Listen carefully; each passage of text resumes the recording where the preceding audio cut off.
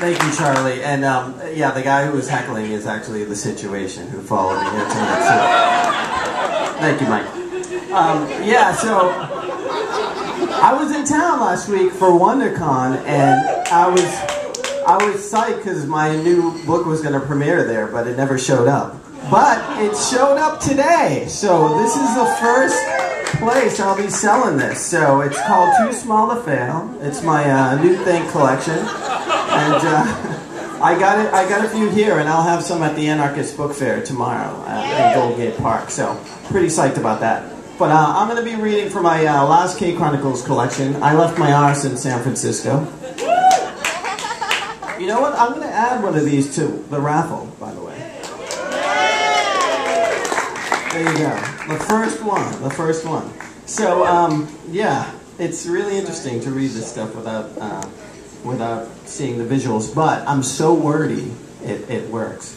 So I'm gonna start reading. I'm gonna do about 6 of them. So there I was, sitting on the bus, reading the paper, when I looked up and saw this emaciated woman lifting up her shirt for all the bus to see. Staring at her bare bosoms reminded me of the great orator Sojourner Truth, 1797 to 1883. Truth was a freed slave who used wit and humor to become one of the most famous speakers of the abolitionist movement. On one occasion in Indiana, she was challenged by men who disbelieved she was a woman. She bared her breasts and embarrassed her critics.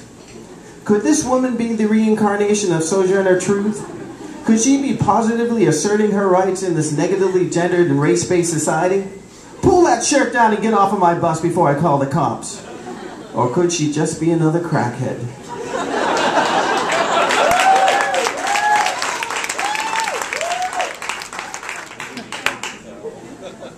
Plagued by scandal, the Catholic Church is reaching out to its throng in mysterious ways. Come on, what's a little widespread sexual abuse and ongoing cover-ups? Let's kiss and make up.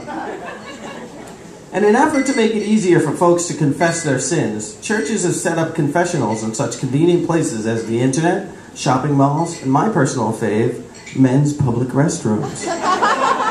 Talk about doing double duty. Just go in and stare through the crack of an occupied stall.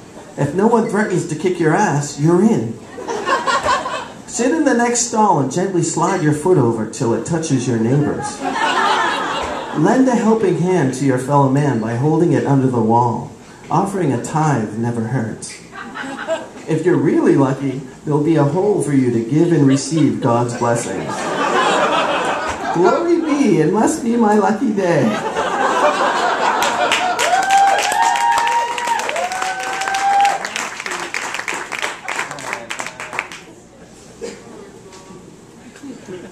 I feel so bad going after Maxine. I'm so lowbrow.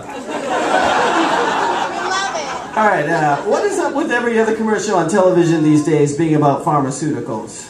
We got some for hair, for depression, for skin, for erections, for work, for the kids, for play. Oh man, my favorite's got to be the one with the sad little animated blob of semen that is suffering from social anxiety disorder because it's feeling awkward at a house party. Here's a newsflash for those not in the know. Feeling shy and awkward at a house party is completely normal.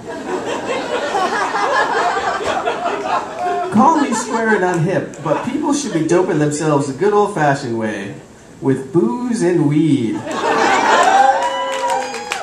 Oh, I know, pot is kind of illegal, but what's more dangerous, an 80-year-old on Viagra or an 80-year-old on pot? And how full of crap do we sound when we tell our kids this? And remember, kids, don't do drugs, except Vioxx, Prozac, Zoloft, Viagra, Palpatine, Xanax, Halifax, Hand, Phalanx, Santa,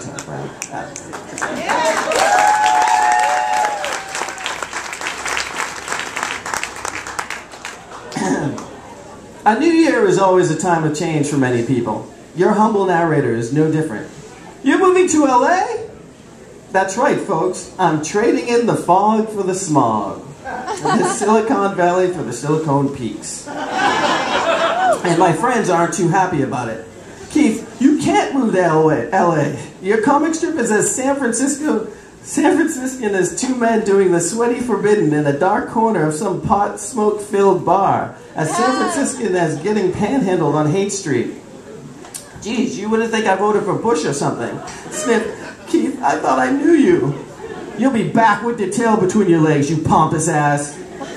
Thanks for the encouragement.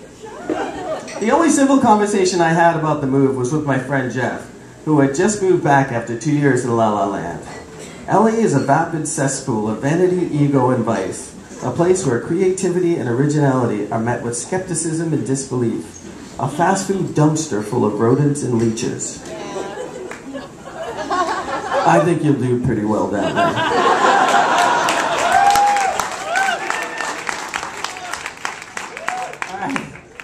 Okay, so this is the last one. I know it's really quick, but, you know.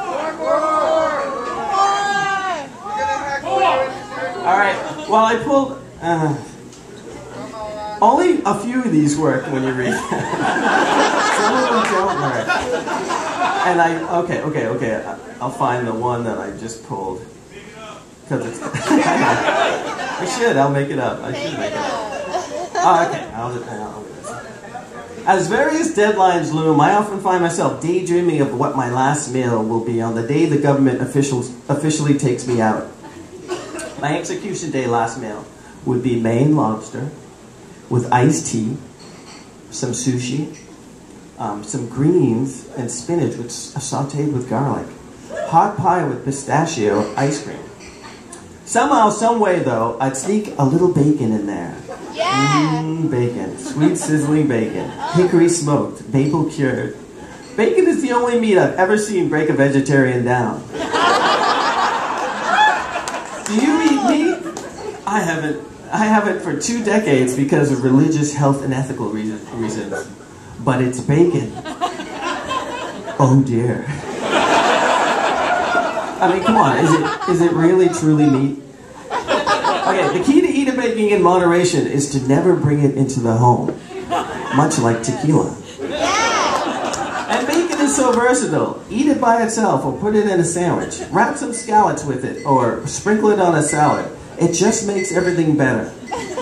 Bacon truly is the marijuana of meats.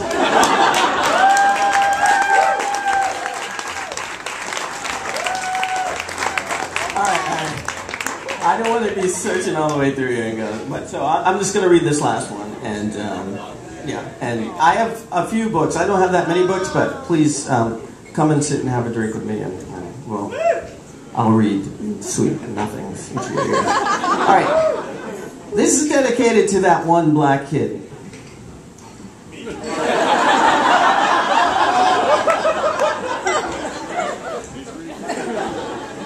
This is dedicated to that one black kid who lives in that tiny-ass town off the highway in the middle of nowhere. This is dedicated to that one black kid who was not into hip-hop in high school. Black Sabbath's not black, you know. This is dedicated to that one black kid who gets used as a reason why someone isn't racist. I can't be prejudiced. My mom invited one to my 13th birthday party. This is dedicated to that one black kid with hair people want to touch all the time. Back off! Is it like a Brillo pad? This is dedicated to that one black kid who gets told they're not really black. Yo man, brothers don't do what you do. Hey, it's a compliment coming from me. This is dedicated to that one black kid who always gets asked by white folks why they can't use the N-word. Why ask me? I don't use it. But you could if you wanted to. This is dedicated to that one black kid who wonders if they measure up to the myth.